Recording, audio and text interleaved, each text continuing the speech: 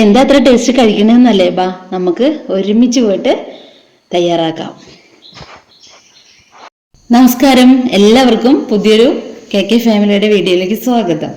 അപ്പം ഇന്ന് നമ്മൾ വാഴമണിയും വെള്ളപ്പയറും തോരനാണ് വെക്കുന്നത് കേട്ടോ. അപ്പൊ ഞാൻ വെള്ളപ്പയർ കുക്കറിലാണ് വേവിച്ചിരിക്കുന്നത് കേട്ടോ. അപ്പൊ നമ്മുടെ ചട്ടി റെഡിയാണ്, ചൂടായിരിക്കണു. ഇനി നമുക്ക് എണ്ണ ഒഴിക്കണം. എന്നാൽ ഇനി വാഴമണി തോരൻ ഉണ്ടാക്കാൻ തുടങ്ങാം നമുക്ക്. അപ്പൊ ചട്ടി നന്നായി ചൂടായി, എണ്ണ ഒഴിച്ചു, കടുക് ഇട്ടു, കരിവേപ്പിൻ്റെ ഇട്ടു, വറ്റൽമുളക് ഇട്ടു കേട്ടോ. ഒന്ന് താളിച്ചെടുത്തു. പിന്നെ നമ്മൾ വേവിച്ച് വെച്ച വെള്ളപ്പയറും ചേർത്തിട്ടുണ്ട്.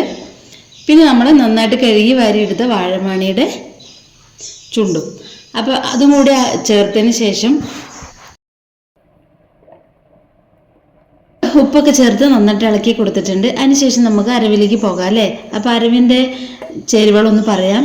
ചെറുജീരകം, വെളുത്തുള്ളി, ചെറിയുള്ളി, കരിവേപ്പിൻ്റെ ഇല, പച്ചമുളക്, തേങ്ങ നന്നായിട്ടൊന്ന് ഒതുക്കിയെടുത്തതാണ് കേട്ടോ.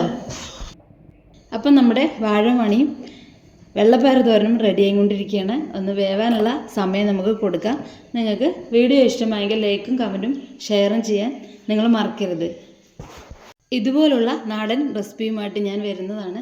അപ്പം നിങ്ങൾ KK ഫാമിലി സബ്സ്ക്രൈബ് ചെയ്ത് കൂടെ കൂടിക്കോളൂ. അപ്പം നമ്മുടെ തോരൻ റെഡി ആയിട്ടുണ്ട് കേട്ടോ. ഇനി ഒന്ന് ടേസ്റ്റ് നോക്കട്ടെ. ടേസ്റ്റ് നോക്കിയിട്ട് റിസൾട്ട് അപ്പം തന്നെ പറയാം.